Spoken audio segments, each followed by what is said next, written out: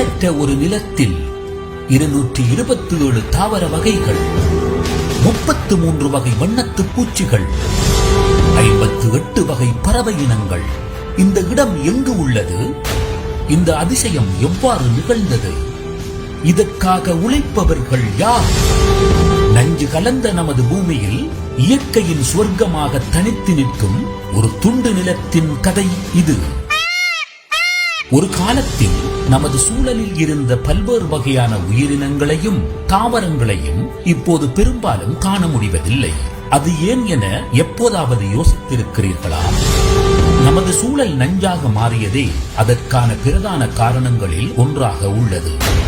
செயற்கை உரங்களையும் பூச்சி மற்றும் களைகளை அழிப்பதற்கான ரசாயன நாசினிகளையும் நாம் பயன்படுத்த தொடங்கியதிலிருந்து நமது சூழலில் மிக இயல்பாக காணப்பட்ட ஏராளமான தாவரங்களும் உயிரினங்களும் அழிந்து போகத் தொடங்கின. இவ்வாறான சூழ்நிலையில் அம்பாறை மாவட்டம் அக்கரைப்பற்றில் உள்ள ஓர் இடத்தில் நமது சூழலில் இருந்து காணாமல் போன ஏராளமான தாவரங்களையும் வண்ணத்து பூச்சிகளையும் பறவை இனங்களையும் காணக்கூடியதாக உள்ளது. அக்கரைப்பற்றைச் சேர்ந்த டாக்டர் தர்மவாசன் தனது மூதாதையர்களிடமிருந்து கிடைத்த சுமார் 25 ஏக்கர் தோட்டத்தில் மன்னன்குளம் எனும் நிறுவனம் ஒன்றை ஆரம்பித்து அங்கு இயற்கை விவசாயத்தை மேற்கொண்டு வருகின்றார். அந்த சண்டையெல்லாம் நடந்த காலத்துல நாங்களும் வரையிலாம கிடந்தது. அப்ப அதுக்கு பிறகு 2009ஆம் ஆண்டு திருப்பி இது எடுத்த உடனே நாங்க ஆர்கானிக்கா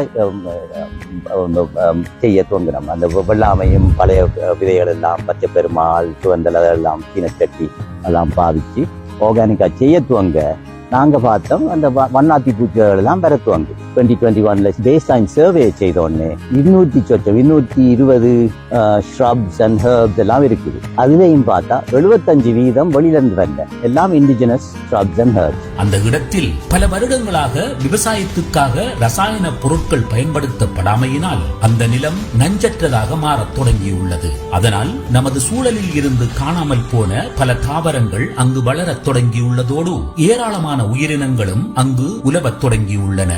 227 பிளான்ட் ஸ்பீசிஸ் நாங்க இங்க ஐடென்டிஃபை பண்ணியிருந்தோம்.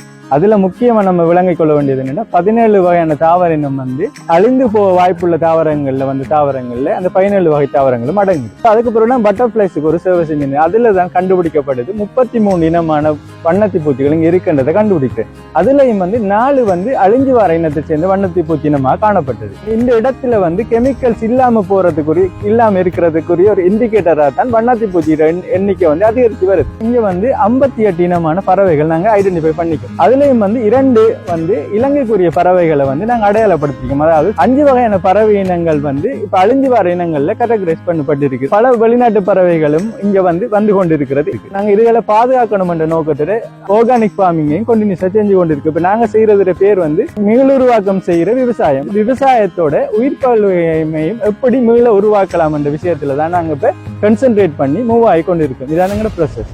சில தலைமுறைகளுக்கு முன்னர் நம்மிடமிருந்து காணாமல் போன பல உயிரினங்களின் தொட்டிலாக மன்னன்குளம் தோட்டம் நம் கண்களுக்கு தெரிகிறது.